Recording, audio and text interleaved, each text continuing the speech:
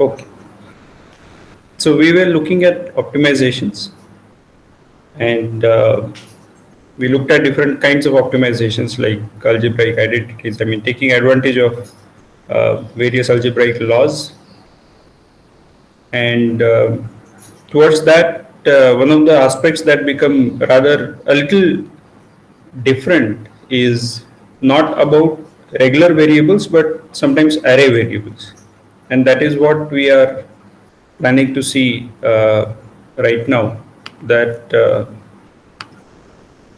for array references, it becomes different to talk in terms of them as variables.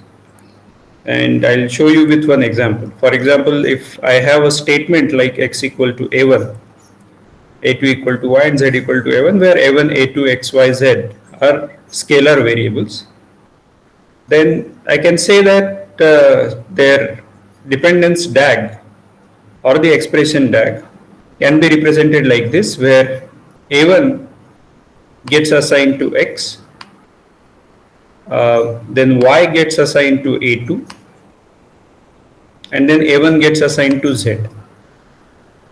So this is what we saw as part of the expression DAG representation earlier. However, when we are dealing with arrays, so if I replace a1 with ai and a2 with aj, and if I try to write the expression DAG in a similar manner,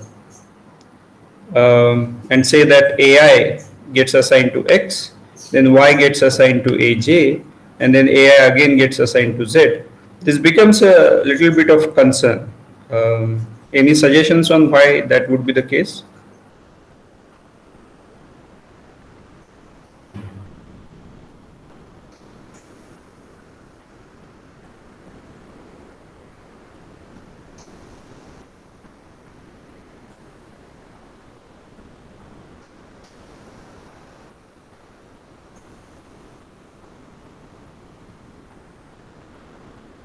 Right. So what several of you have written seems to be correct, that the a of ii and a of jj might refer to the same memory locations. When we say x, y, and z, typically under a C context, they refer to different memory locations, and therefore assigning some value y to a2 is probably okay, and then a1 being assigned to z is okay, because there is no correlation between them. Whereas ai and a of ii and a of jj might refer to the same variable or same memory location, and therefore I cannot assign y to a of jj separately and a of ii to z separately, right? I need to take care of it in my not only code generation but also optimization.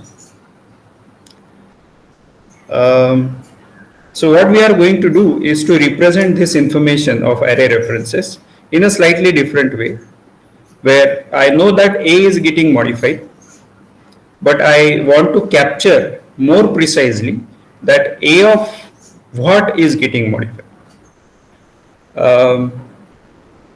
And depending upon whether the value of ii or jj is known to me at compile time, I can make some inferences. For example, if I know that a of ii equal to 0, then a of 0 and jj equal to 5, then I know precisely that these are separate variables, separate memory locations, and one will not affect the other.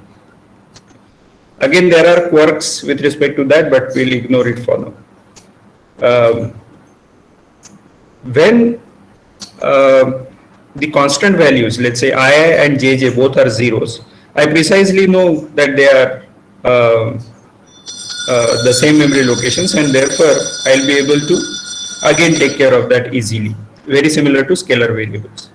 However, when ii and jj are unknown at compile time, or at least one of them is unknown, then I need to make some assumptions or analysis with respect to the program. Right? So that is where our conservative estimates will come into picture. Let's discuss that. But before that, we want to represent this information in terms of some sort of expression DAG. right? So that expression tag, I mean, this is just one way of representing the expression tag. It need not be the only one. It's just that it falls within the umbrella of our expression tag that we already have. So what I'm going to do is that if it is a of ii is appearing as an R value, I'm going to represent it as a node having two children. Right? So that node is, the parent node is going to be looking like that equal to array box. I'm just representing it, but its meaning is that it's an R value. So what is the R value? That means the assignment to X and assignment to Z. In these two expressions, A of I is being read and therefore it is an R value. So that's what I'm going to represent it, more similar to SSA form, that this is A0 and this is II0. It will so happen that in most cases A of 0 will not change, but assuming that it can also become a pointer, it might change as well. So A of 0 and II0 are initial values, and that this particular expression tree in this case, which is a special case of expression DAG, is going to represent A of I, and to which I am going to assign X. I mean that parent node I am going to say is going to be same as X, which means that this A of I am assigning to X. Using this representation, when I have to assign the value of Y to A of JJ, I'll assign it in a slightly different way, where I'll have a different node, similar node but a slightly different node having three children, where Y will become now one of the children of that. So this is where the representation comes into picture, where now A of JJ is an L value, and I'm going to represent it in this manner. This particular representation is not so much critical. It's just that it is falling into the similarity with respect to the expression tag earlier. The important point here is that you have to somewhere keep track of whether A of I is an R value or L value. Whether you put Y0 as a separate child or something else, that's rather implementation dependent. However, the important part here, the distinction between the two, is that while R value node does not change anything, the L value node is going to kill the previous uses of previous definitions of A of II. Right? What this means is that if there is some previous definition of this particular A, right, that is going to get killed because of this L value assignment. And that means that this particular use is kind of getting killed. We should not say use is getting killed, but the definition usually gets killed, and accordingly the previous uses become invalid. That means that I cannot make use of this particular node, this killed node, in further uses of this particular array's references or array's indexes. That means that A of II or any of A of, if there would have been A of something KK and so on, all of those would have been killed because of this definition of A of JJ, and therefore I should not be using the indexed value of A any further. And that means that for the third statement, when I have Z equal to A of II, I need to recreate a new node which is going to be using possibly the same set of variables A0, and it won't be II0. In this case it turns out to be II0, but it could be different. It could be II1 if II also gets redefined. And this clearly indicates that A of II is not a common sub-expression across first and third statement, right? Only because of A of JJ, right? To which then I assign Z.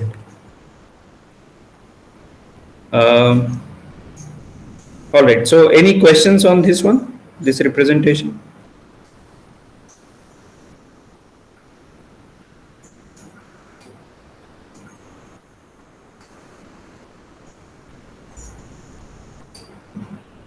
Okay, so the one thing which we represented here is only the how the expressions are, but we did not talk really about the order in which these assignment statements must get executed. That is the assignment to X, assignment to A of I, A of JJ, and assignment to Z.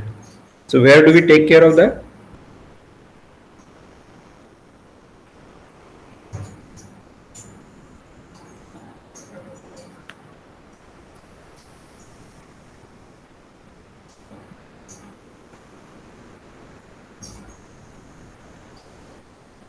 Okay. So one possibility is that you can have a chain of these root nodes of these expressions which are linked according to a certain order. Alternatively, you can have a separate sequence of instructions which are represented either as a vector or a list which has pointers to these expression DAG root nodes. And that means that you need some additional information to extract out the sequence in which this gets executed. It's not directly embedded into this, whatever we have seen. Okay.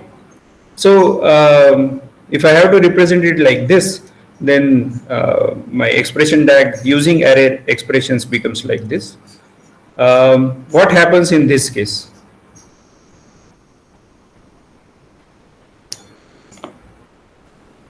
Now the only change is that instead of A of JJ, I have replaced it with B of JJ. Do I need to take care of this explicitly separately, or will the same technique work? Any suggestions?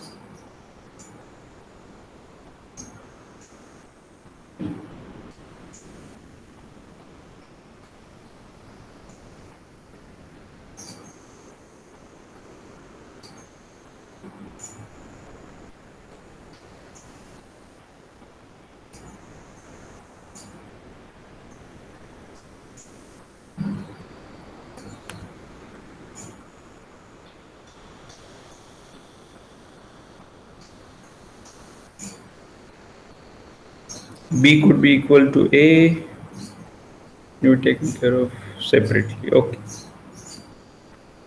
Right. So what Raghu and Anishwar are suggesting is that A and B could be pointing to the same or overlapping memory locations. So essentially A and B could be, in the context of C, could be pointers, and therefore A of I and B of JJ might refer to the same memory location.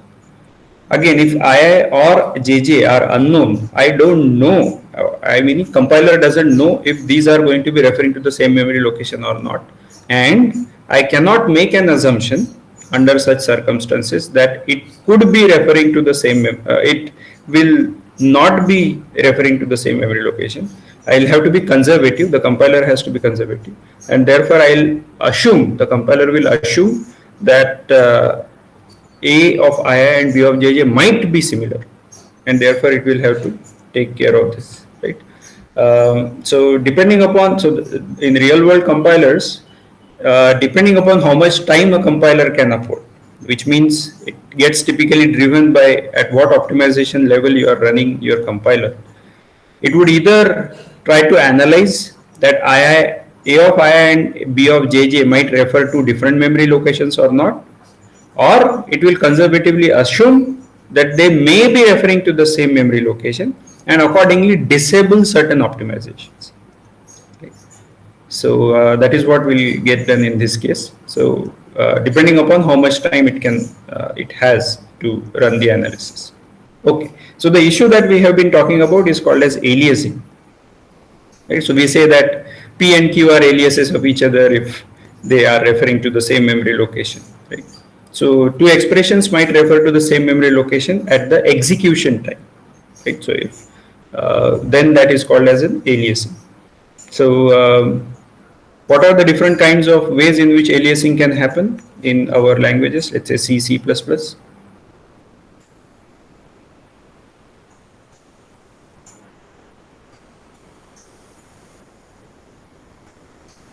So for example, A of II and B of JJ might refer to the same L value.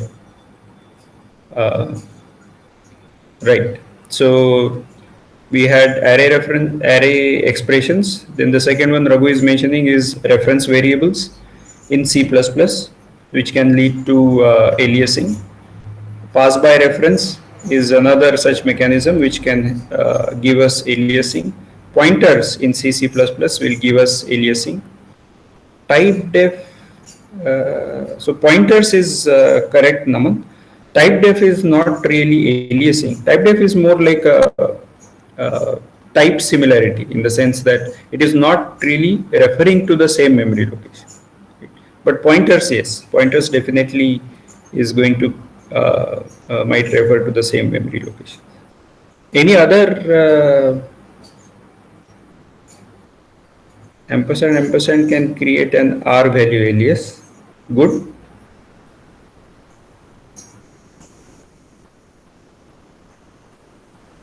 Okay. So one thing which is missing in this list, which is not usually we use, is using unions. So if you have, even if you don't have, I mean, you have these two pointers which are never assigned the same memory location, but only because they are part of the same union, therefore they might be referring to the same memory location. So that is another way in which it can get created. Good. So that is what I am listing here, whatever you guys have mentioned. Okay. So this problem of aliasing. Um, Okay, so I should mention a little historical note on this. This problem is relatively new compared to many other problems that we know of. For example, live variables or common sub-expression elimination, dead code elimination. These were problems which were there in several existing languages like Algol, Pascal, Fortran. All of these problems existed. However, the aliasing problem was not that pertinent. The reason being that directly taking address of a variable, or for that matter pointers or union variables, or even pass by reference mechanism, was not that prevalent earlier. Um, and therefore, and earlier codes were more like um emphasis on writing elegant codes and so on. The emphasis was not so much on performance, and it was more like numerical computing kind of situations where typically you will pass a particular value and then you will get an answer. So those were more on the lines of pure functional style kind of immutable computation. And therefore aliasing was very uncommon. Whereas starting with C, where the emphasis was more on performance, and that was embedded into the language design itself, many more programs started getting written, which were more on the systemic side. So for systems programming, C was kind of the primary language even now. So the aliasing problem started coming up much more compared to the earlier languages, and therefore the pointer analysis or alias analysis, this problem became more important starting 70s or late 70s, I would say. So this problem still exists today. I mean, there are people who are still working on these variants of aliasing in the research part. Okay. Yeah, so in many cases, or let me put it this way, in very few cases, you'll be able to identify the aliasing. If you are doing a local processing, that is, you are referring to a very few set of instructions, right? So it could be inside a basic block or within a particular, uh, uh, let's say, function. The typical reason being that aliasing becomes more pertinent when we are dealing with heap variables. On stack also aliasing can happen. For example, I can have int x and then int star p equal to ampersand of x. If that is there in the same function, then local processing will be able to figure that out. But typically, the way we use aliasing or pointers is primarily referring to the heap memory location, which is global in scope, and therefore your local processing might not be able to capture that. Your allocations might happen in one function, and then use of that heap memory might be happening in another, and therefore there is limited success when you perform local processing. And that means that you have to get into global processing across control flow graphs of different functions, and that increases the time required for analyzing aliasing pairs. And therefore pointer analysis has been a little complicated in the perspective of that execution time. So that's also one of the reasons why it was focused on. Anyway, in general, like many other problems, precise alias analysis is hard.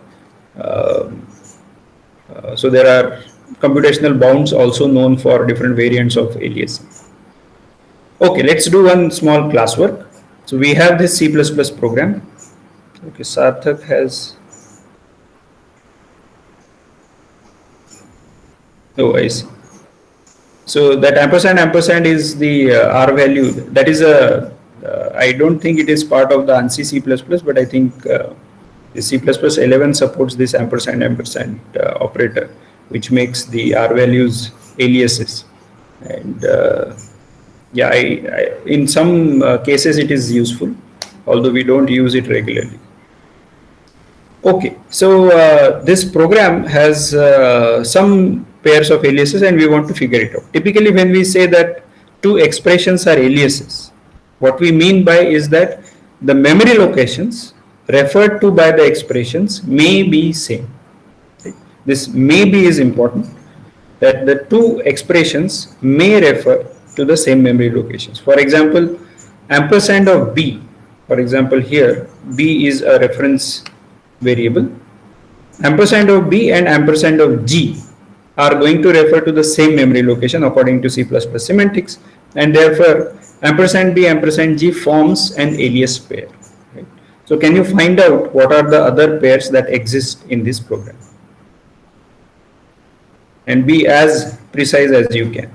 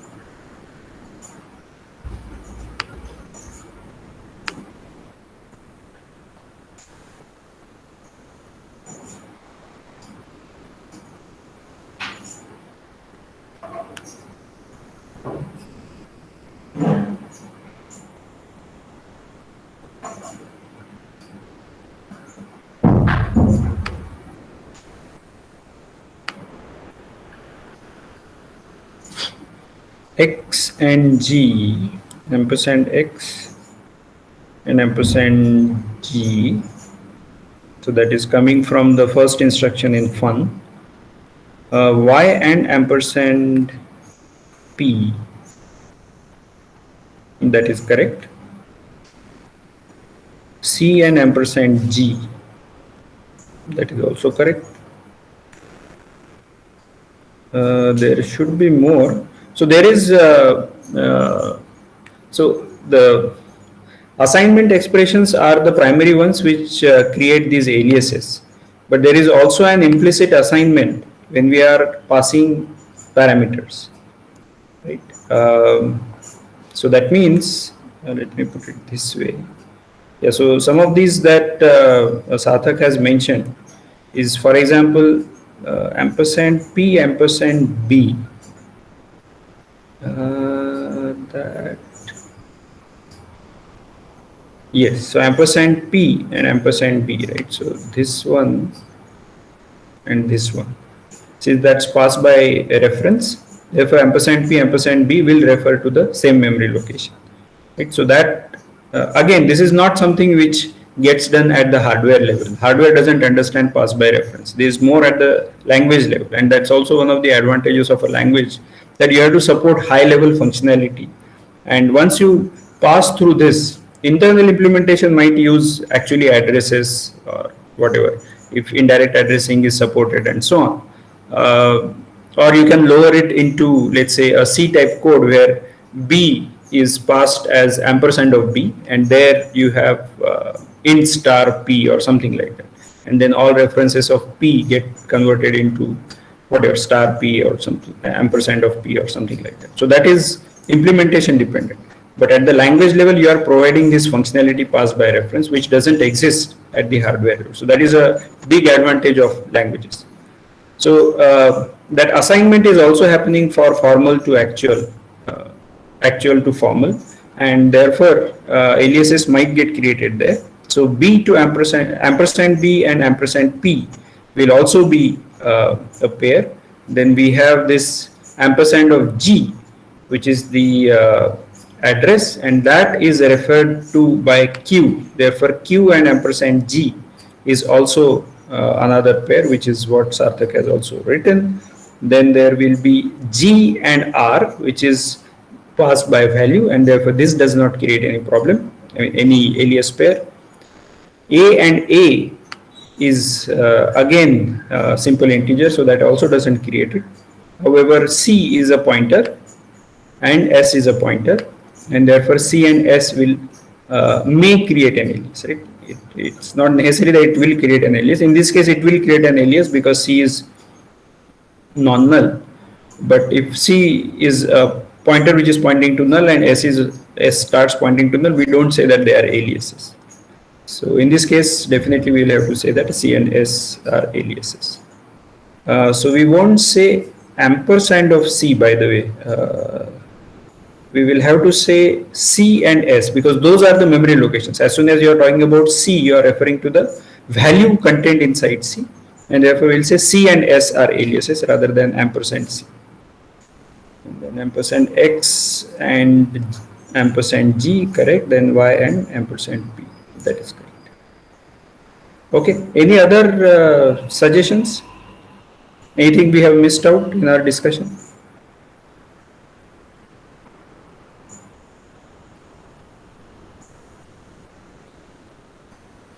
All right, so we'll get to the next part of optimization, which is called as peephole optimization.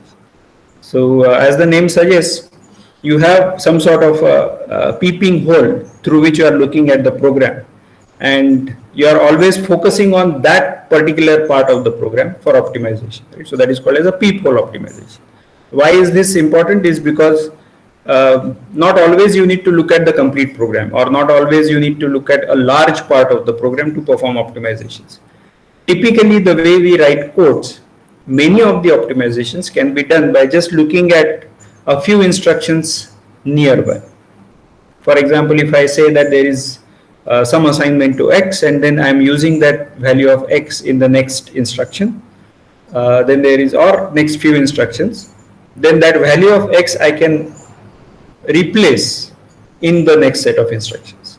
Right? So that becomes a small sort of constant propagation kind of optimization. So this is what typically we write programs on. I mean, theoretically, you can write very arbitrary programs. I mean, if you try to generate programs, those could be very arbitrary. But the way people usually write programs is going to be a much more limited set of programs. And since optimization is always optional, optimization is always optional. Always decide not to perform an optimization, a particular optimization. Right? So in this case, we consider a sliding window of different instructions, which means that you have this peephole, very similar to what people say about this photograph. Right? So people say that whatever you see with your eyes, you might see a very good, nice scene which you want to capture in the camera, but when you take it in the camera, when you capture it in the camera, it doesn't turn out to be as interesting as the way you were seeing it in real life. The reason why that happens is because your expanse of your eyes is much larger, the focus of your eyes is much larger, and therefore you are able to see much larger screen or larger scene. Whereas in a camera, you are able to probably capture only a part of it, which is not something which you were perceiving when you are looking at the scene. Therefore, some people say that you should use, let's say, your hands or something like that, right? So you should have a kind of window through which you are looking at a particular scene.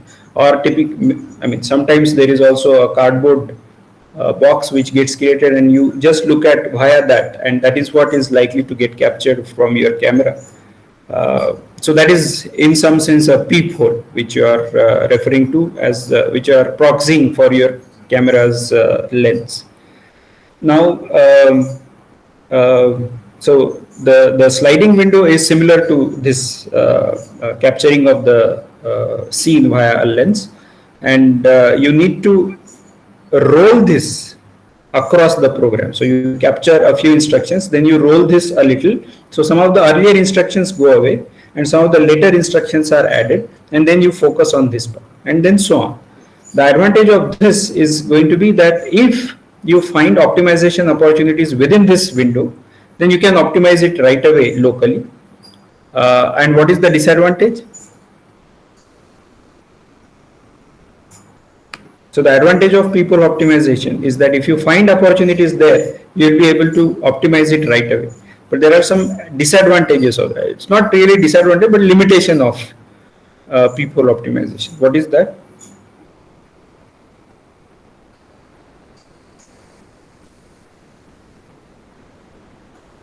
So of course, one thing is that you may not be able to capture uh, uh, many optimization opportunities just by looking at a small window of instructions. You might work on the same piece of code multiple times depending on the new context. Good. Optimization across different windows will not be possible. Correct.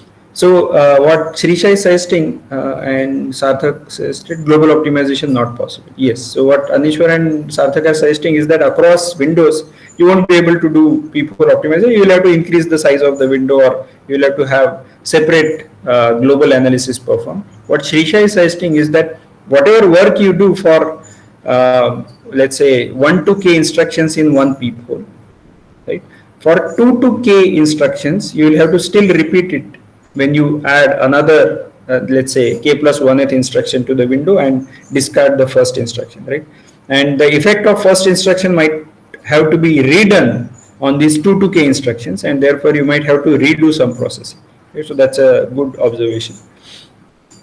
That is definitely one problem, but more fundamentally, it turns out that some optimizations are not possible using peephole optimization, right? So not possible in the sense that it's possible when you have all the instructions there, but it so happens that the way we usually code, the programmers usually code for certain constructs, it is almost always difficult to capture using peephole optimization. For example, if I want to perform an inter-procedural analysis, which means that I am taking into account what is the caller and then what it is calling and so on, that is typically not possible to be captured just by looking at one function or a set of instructions or a few basic blocks at a time. For example, even in the context of, let's say, heap analysis, I want to perform this alias analysis. It is possible to be done on a few instructions, but as we discussed, the actual to formal communication, that is probably going to require much more larger window, and therefore it requires some sort of global analysis, which is not possible to be captured using peephole. Okay, so there are times when multiple passes are useful, as we were discussing some time back, because as you optimize, you might find more opportunities for performing an analysis and performing more optimization. So it might require multiple passes, and there are large number of different peephole optimizations which you can perform at a lower scale. Right? All these optimizations are also possible at a higher scale, but some of these will also be possible just by looking at a small window of instructions. For example, redundant load store elimination, right? Or dead code, control flow optimization, algebraic simplifications, use of machine idioms, and many others. Right? So I'll just give one small example of each of these. So redundant load store elimination means that you are loading some value from memory to a register and then storing also the same value from that register into the same memory location without modifying. That without modifying requires you to look at the instructions between these load and store, and if none of them is changing the value of that register, then it means that it is a redundant store. Right? Sometimes it can be opposite. You store some value from a register to a global memory location or some memory location, and then after that you store some value from a register to a memory location and then load some value from the memory location to the either the same or a different register. then it becomes a redundant load, because you could have as well done a move from one register to another. So this we also encountered in some of our sub-expression elimination example, but I'm just going to show you that there is a redundant store here, because you are referring to the same memory location without modifying the value in R0.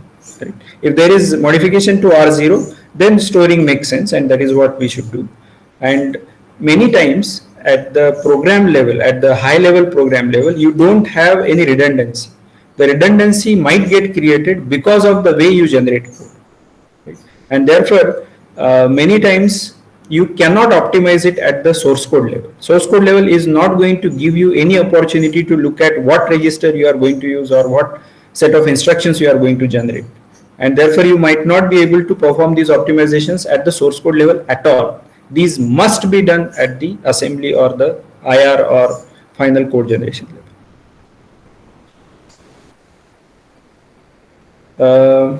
How is the size of the window decided? Good question. So this window size is typically decided by the basic block size. Does anybody know what is a typical basic block size in terms of number of instructions? This should have been somewhere discussed in the COCA or Foundations of CST class. So we said that if there is single entry and then set of sequence of instructions and then there is single exit, this forms a basic block. What will be a typical size of a basic block at the assembly code or machine code?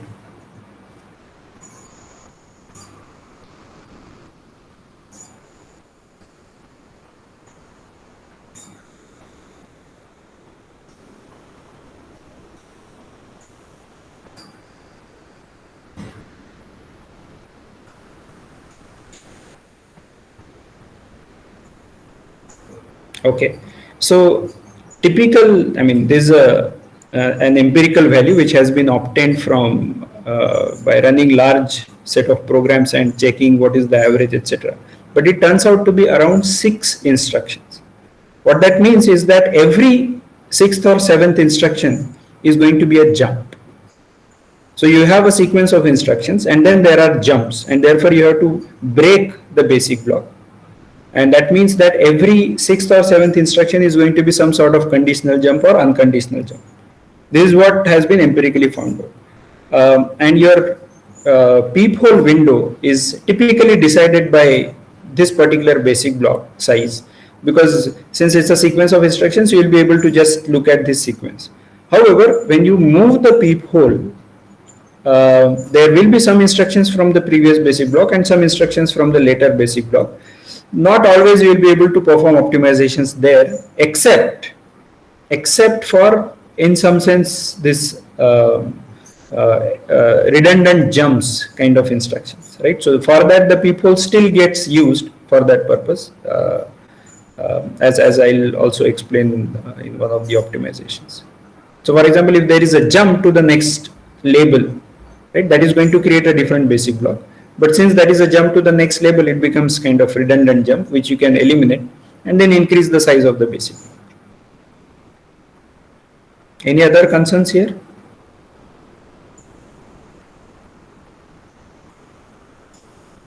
Rudra, you were missed in the classes earlier. These optimizations are done at last. Then can't we decide the size of the window based on the current average?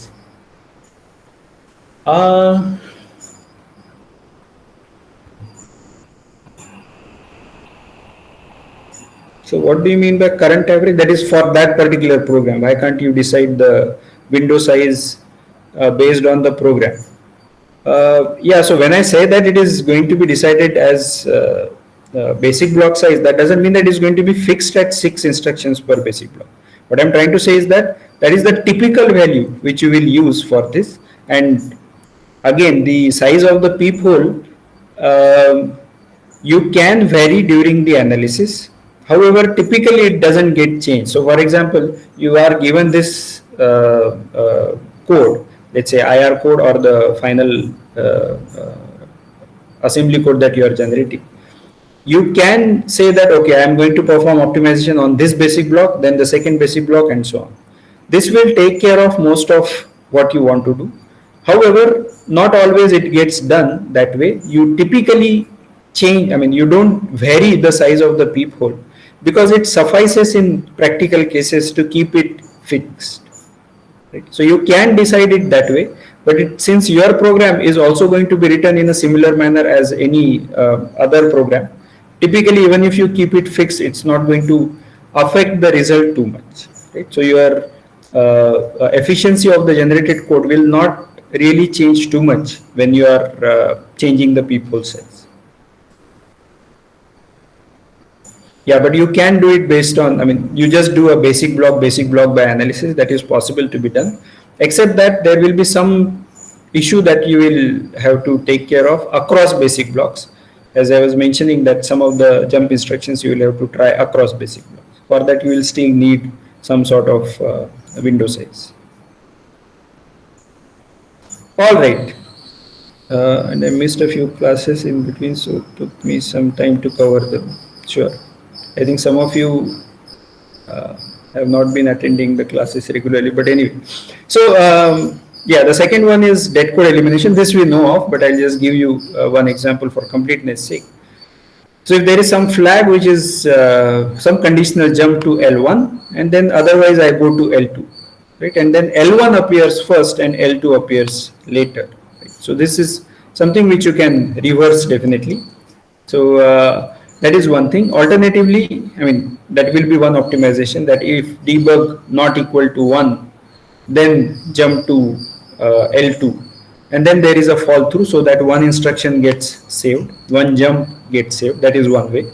But if it turns out that this debug flag is 0 in the release, then by performing the constant propagation, you will be able to figure out that debug equal to 1 is always false, 0 equals 1 is always false, and therefore this instruction is redundant. If this instruction is redundant, then that means that you can possibly directly go to L2. Right? Go to L2 is then the instruction that you are going to encounter, and at L2 whatever are the instructions that need to get executed. Right? So then that go to L2 becomes redundant. So I can just have that L2, and I can avoid altogether this particular part, assuming something. Right? So what is that something?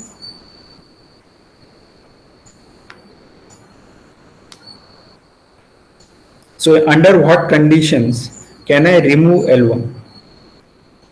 With that L1 and print debug information I have removed.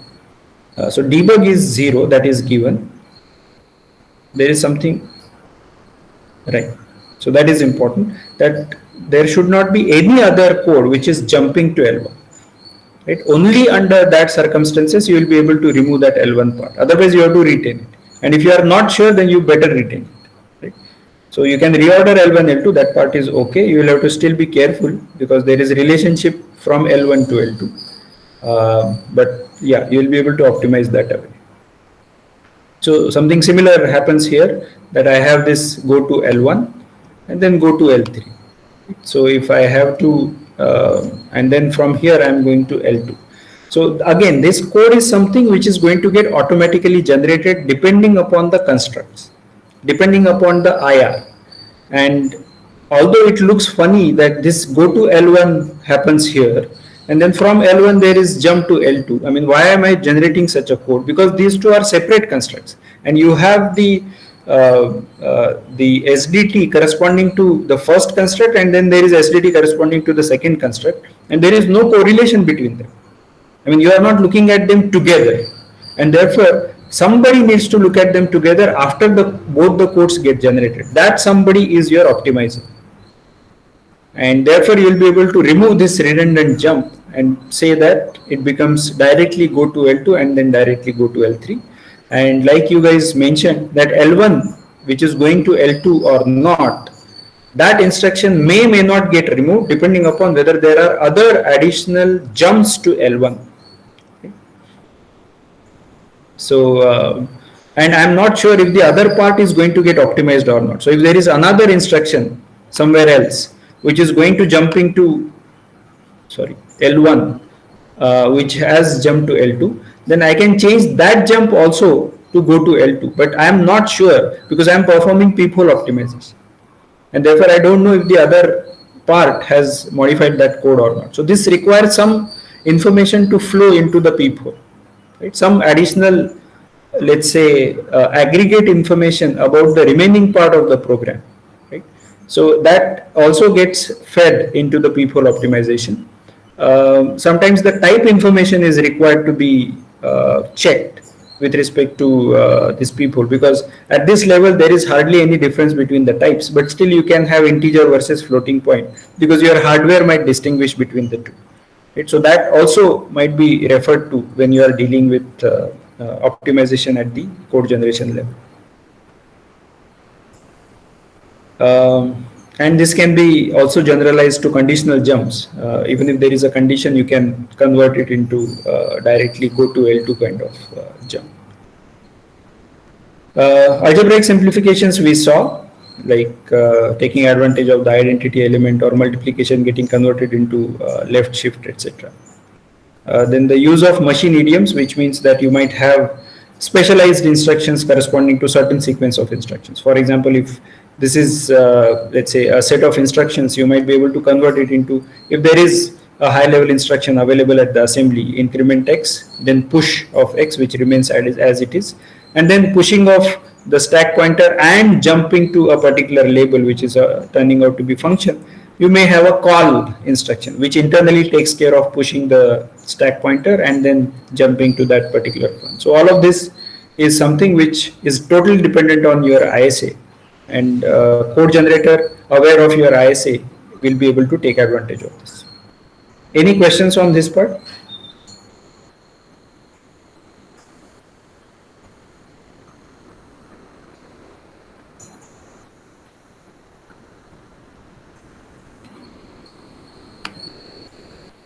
All right.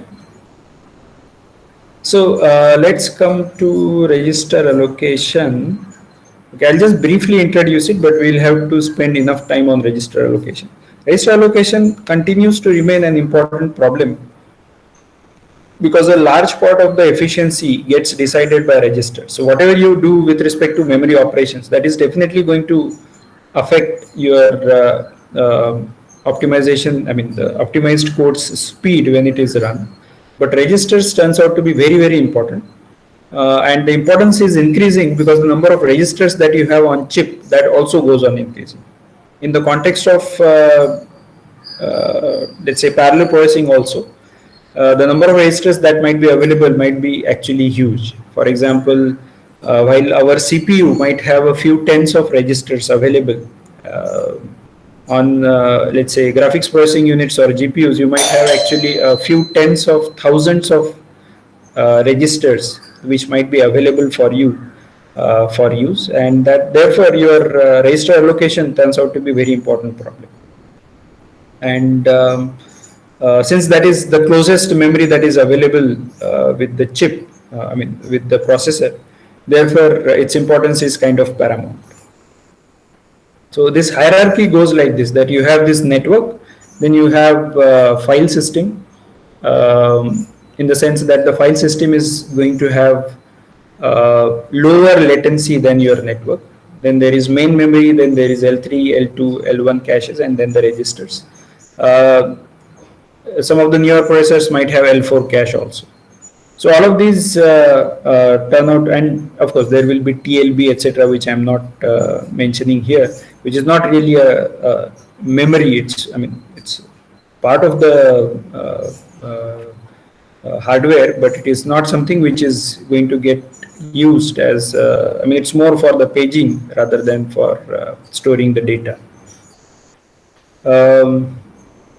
So one important part, as we know of, is that it's important to allocate and assign registers because the difference between the memory speeds could be very large. And although C allows register variables, it's not always a good idea to use those. Right? So many times, many places they suggest that you should not use register variables at the source code level. For example, register int A, or you can have assembly code directly embedded into this C code, where I can say that R12 is some register which I want to be used for, let's say, a variable A, right? So this is something which is allowed inside C, ANSI C, not ANSI C. I don't know if it is allowed in ANSI C, but GCC definitely allows this. Then there are also options of GCC which allow you to again fix a certain register for a particular use. For example, I can say that reserve R12, that is, don't use R12 for register allocation by GCC. This means that maybe the programmer is going to make use of it for some reason and so on. So there are ways in which you can program using a certain register, but that is something which is usually not recommended unless you know what is happening. That is, you know what kind of source, what kind of code is going to get generated, assembly code that is going to get generated, and only based on that you make these changes. So we'll stop here. Any questions so far? We'll look at register allocation more carefully in the next class.